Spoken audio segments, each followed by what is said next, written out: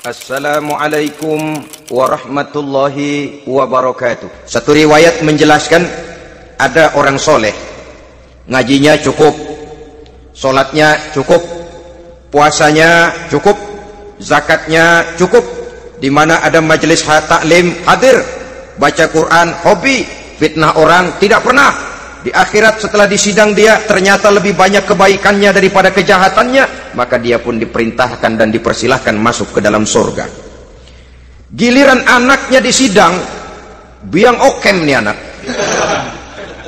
Ditanya, siapa Tuhanmu? Tidak tahu. Siapa nabimu? Tenyaho.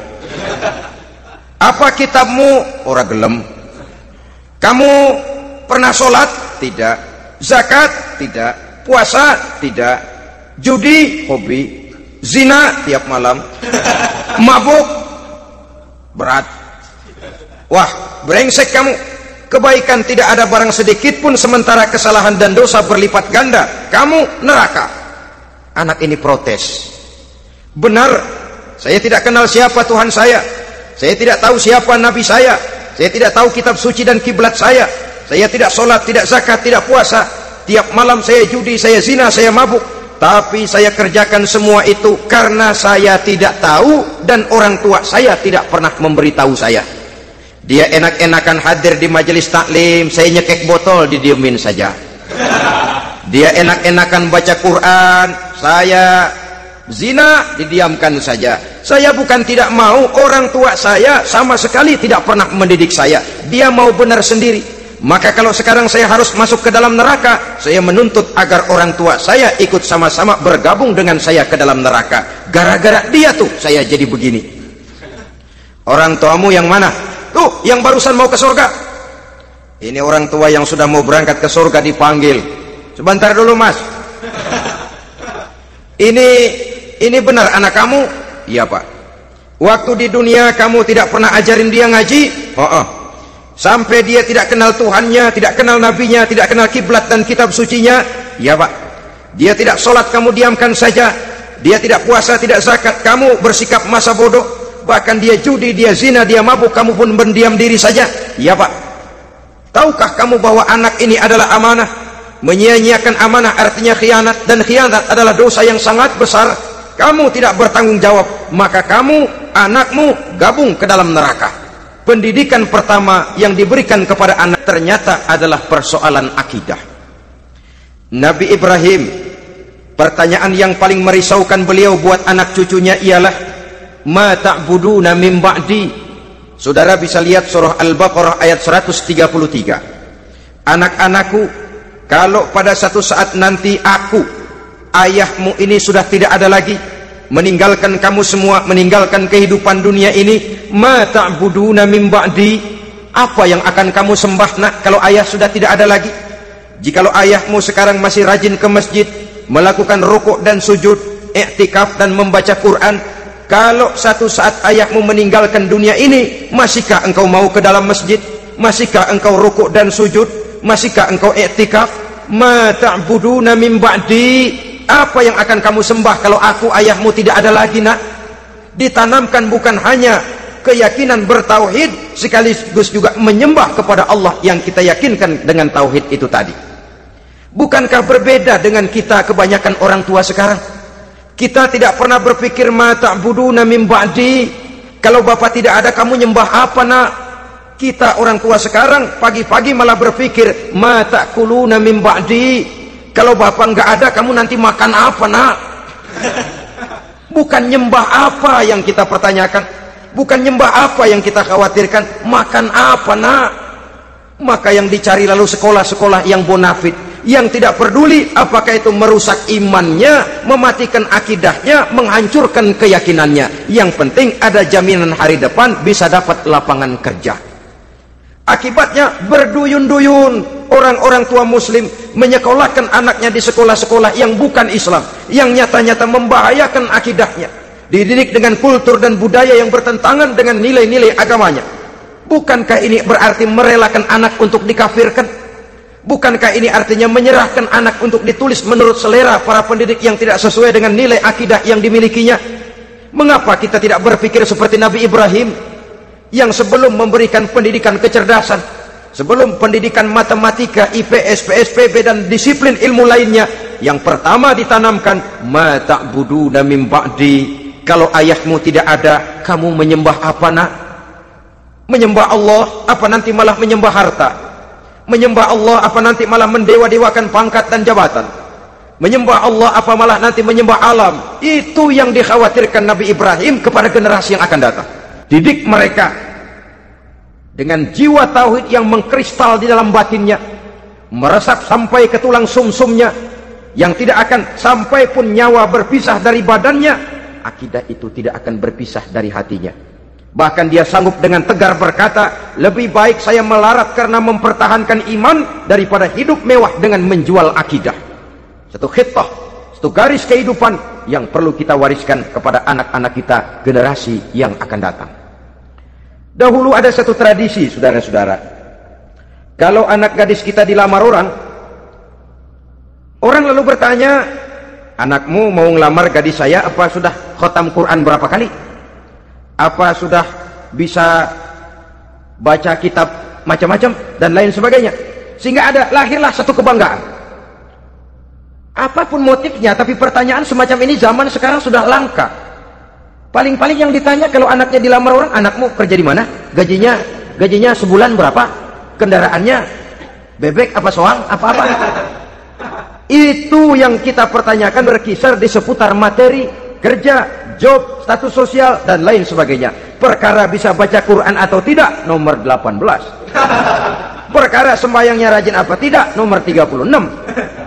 Saudara hadirin, akibatnya terjadi pergeseran nilai. Maka mendidik anak menurut tuntunan Quran adalah seperti yang diberikan contoh oleh Luqmanul Hakim, yang diceritakan dalam surah Luqman mulai ayat 11 dan selanjutnya. Apa pendidikan pertama yang harus kita berikan kepada anak? Pertama, ya bunayya la tusyrik billah, wahai anakku, jangan sekali-kali engkau menyekutukan Allah nak. Jaga tauhid, pelihara iman, mantapkan akidah. Ini dasar yang pertama. Belum lagi anak mengenal berbagai macam disiplin ilmu, yang pertama ditanamkan tauhid. Ini yang mendasari kehidupan. Ini yang akan mewarnai dan menjadi warna dari kepribadian seseorang. Sentuhan jiwa tauhid di dalam diri si anak. Belum lagi sempat dia kenal yang lain, yang pertama yang kita tanamkan, kita wariskan, kita berikan, la tusyrik billah, jangan sekali-kali menyekutukan Allah nak. Kalau ini sudah tertanam, ini sudah merupakan satu pondasi yang kuat. Selebihnya nanti tinggal melihat bakat si anak, kemana dia harus dididik ini. Yang terpenting nilai iman lebih dahulu tanamkan. Kemudian pendidikan kedua yang diberikan oleh Al-Quran melalui contoh dan model dengan Luqmanul Hakim ini, setelah menanamkan tauhid, ditanamkanlah kepada si anak ini rasa hormat kepada orang tuanya. Wa wassaynal insana biwalidayhi, dan kami wasiatkan kepada manusia untuk berbakti kepada ibu bapaknya. Hamalathu ummuhu wahnan ala wahnin, karena ibunya telah mengandungnya dengan kepayahan di atas kepayahan. Maksudnya dengan kepayahan dan kelelahan yang berlipat ganda.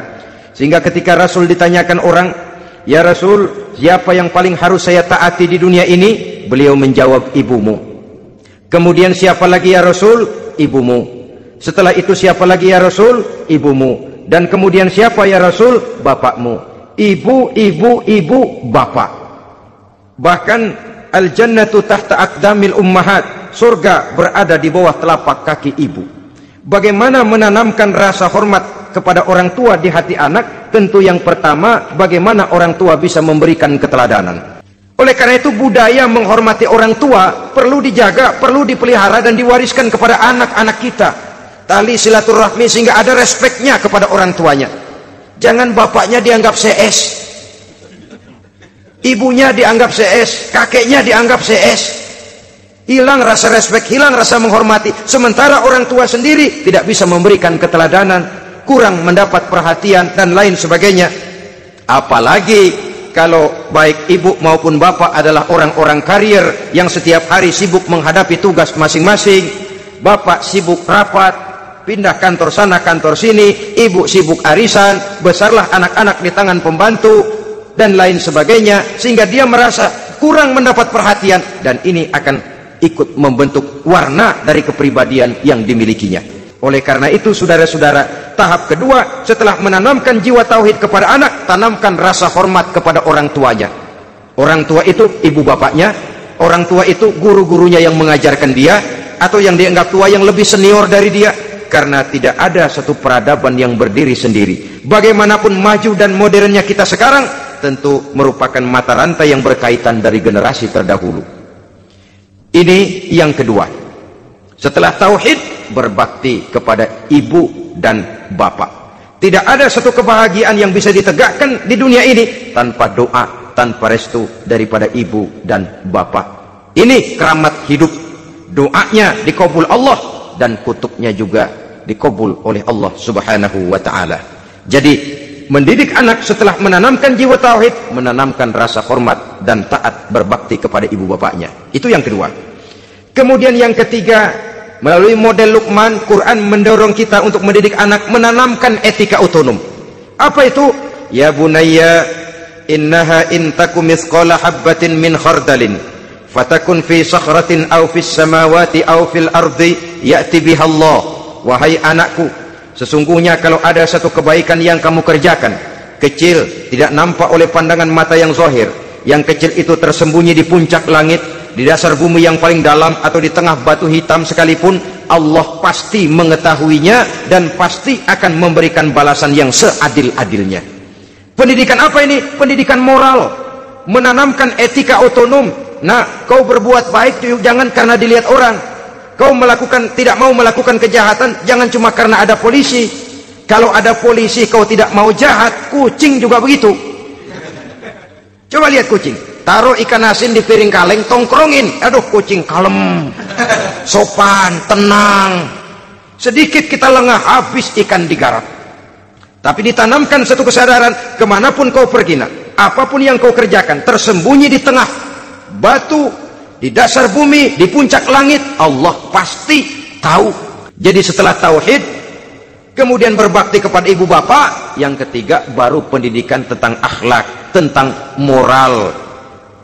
Pola ini yang sering terlupakan oleh kita, bahwa bagi kita itu pendidikan tidak lain upaya mencerdaskan otak anak. Jangan sampai sebab ini kelihatannya pembangunan makin maju, persaingan hidup makin tajam, tensi ekonomi semakin tinggi, sementara jumlah tenaga kerja dengan lapangan kerja yang tersedia jauh dari mencukupi. Jikalau tidak membekali anak dengan pendidikan yang menunjang lapangan pekerjaan, orang tua khawatir, takut sekali anaknya jadi gelandangan. Dikhawatirkannya kehidupan dunia ini, sementara dia lupa kalau anaknya bisa jadi gelandangan di akhirat. Padahal selama-lamanya gelandangan di dunia paling seumur manusia itu 60 tahun, 70 tahun lah umur orang sekarang. 70 itu sudah luar biasa itu. Tapi kalau harus menggelandang di akhirat, menjadi gelandangan di akhirat, alangkah menyedihkannya. Apakah akan kita korbankan satu kehidupan yang langgeng, abadi, cuma karena tertipu oleh fata morgana dan kamuflase? Kita korbankan yang sedikit, kita korbankan yang besar karena kita memilih yang sedikit. Dalam bahasa Al-Quran memang pernah diceritakan hidup ini hakikatnya perlombaan, saudara-saudara. Perlombaan. Dan di dalam perlombaan itu ada yang menang, ada yang kalah.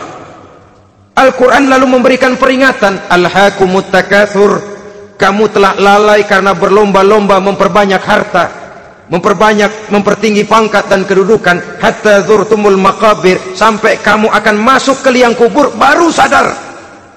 Apalagi kalau nafas sudah sampai di tenggorokan, persis Fir'aun, sudah tenggelam di lautan merah, mau mampus, baru dalam sekaratnya, amantu bi Rabbi Musa wa Harun, kalau begini caranya saya juga percaya kepada Tuhan Musa dan Harun, percaya kepada Allah. Sudah mau mati baru amantu bi Rabbi Musa, kami percaya kepada Tuhan Nabi Musa, kata Fir'aun. Malaikat maut kesal benar, dilelepin terus di laut, mampus terus sekalian. Hidup ini memang kita berlomba, berlomba dengan waktu, berlomba dengan umur, berlomba dengan tenaga, berlomba dengan tetangga. Yang jangankan kita sampai mundur, berhenti saja sejenak, kita akan ditinggalkan oleh yang lain. Tiada kata mundur, bahkan tiada kata berhenti. Sekali kita melangkah, melangkahlah terus. Tapi berlombalah seperti yang dikehendaki Quran, fastabiqul khairat, berlomba-lombalah di dalam kebajikan. Jangan berlomba-lomba di dalam kemaksiatan, kemunkaran, kejahatan. Berlombalah dalam urusan kebaikan. Saudara-saudara kaum muslimin rahimakumullah, tauhid, berbakti kepada ibu bapak, kemudian pendidikan tentang moral.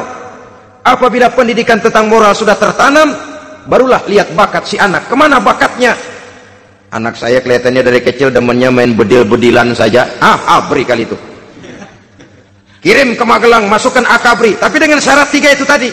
Iman sudah tertanam, rasa bakti kepada ibu bapak sudah ada, dan punya nilai moral.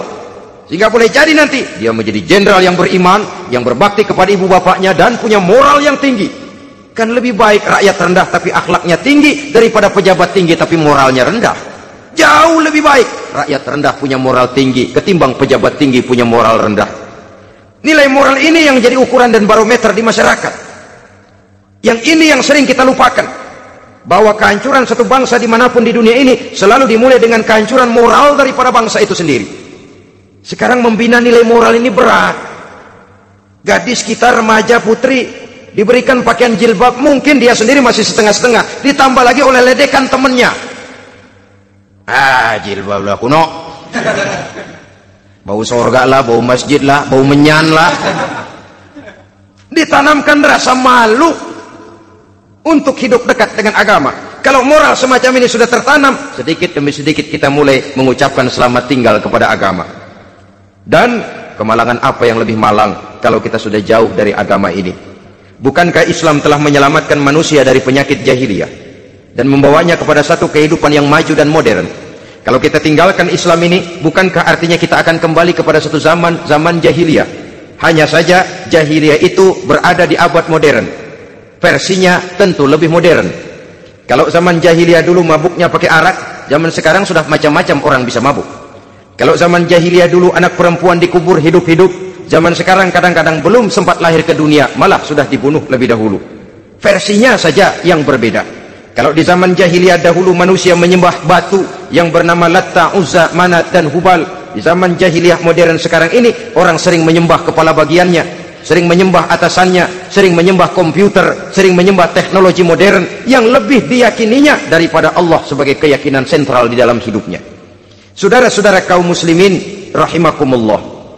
Jadi yang ketiga, nilai moral yang ditanamkan kepada anak-anak kita supaya dia bisa menghadapi tantangan-tantangan hidup yang semakin berat ini dengan tetap berpegang teguh kepada nilai-nilai moral yang diwarnai oleh jiwa keimanannya yang bersumber dari ajaran agamanya. 3. Kemudian yang keempat, barulah tatanan kehidupan sehari-hari. Apa kata Luqman? Ya bunayya aqimis shalah. Setelah bertauhid, berbakti kepada ibu bapak, punya nilai moral. Ya bunayya aqimis shalah, nak dirikan salat. Rumah tangga muslim. Anak berumur 7 tahun sudah berani meninggalkan salat, kata Nabi, pukul. Bukan untuk menyakiti, untuk mendidik. Karena sayang kepada anak. Saudara-saudara, kita khawatir betul kepada anak. Kalau dia pulang dari sekolah, buru-buru kita sebagai orang tua bertanya, sudah makan nak? Sudah istirahat nak? Tapi jarang kita sebagai orang tua melontarkan, sudah sholat nak? Bahkan kita bisa memberikan sugesti kepada anak. Nah, kalau kau naik kelas 1 sampai naik ke kelas 2, bapak beliin sepeda. Tamat SD nak, motor. Tamat SMP nak, ke Bali kita. Tamat SMA nak, Singapura. Saudara-saudara, tapi kalau untuk urusan sholat misalnya, kita tidak pernah memberikan sugesti kepada anak-anak kita. Nak, kalau kau hafal Fatihah lengkap dengan artinya, bapak beliin sepatu. Nak, kalau kau bisa sholat dengan baik, cukup syarat rukunnya, bapak beliin sepeda. Ada rangsangan, ada sugesti yang membuat anak lebih tergerak untuk hidup dalam suasana keagamaan. Ya bunayya aqimis sholat, nak dirikan sholat. Sebab ini sandaran vertikal yang paling langsung antara manusia dengan Tuhannya. Menyadari bahwa sepanjang yang bisa dilakukan oleh manusia hanyalah berusaha, dan kepastian sepenuhnya ada di tangan Allah. Dengan sholat kepribadianmu diperteguh, dengan sholat sandaran vertikalmu kepada Allah diperkuat. Dan pada waktunya nanti Al-Quran memberikan bimbingan, hendaklah minta tolong kepada Allah dengan sabar dan tetap mendirikan sholat. Ya bunayya aqimis sholat. Setelah itu wa'mur bil ma'rufi wanha 'anil munkar. tegaklah membina yang ma'ruf, tegaklah mencegah yang munkar. Ini sikap hidup sudah. Salat tadi tugas hidup. Lalu sikap hidup tampil di tengah masyarakat, membina yang ma'ruf, mencegah yang munkar sesuai dengan kesanggupan masing-masing.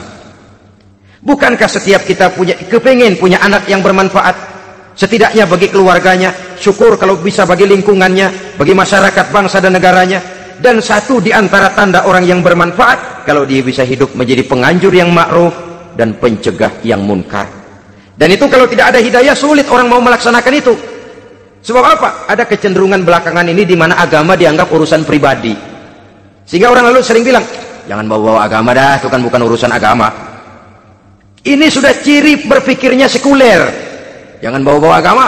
Agama urusan pribadi. Artinya orang mau sholat mau enggak jangan bilang apa-apa dah. Urusan dia sendirian. Dia mau puasa dia enggak, merdeka saja, urusan pribadi.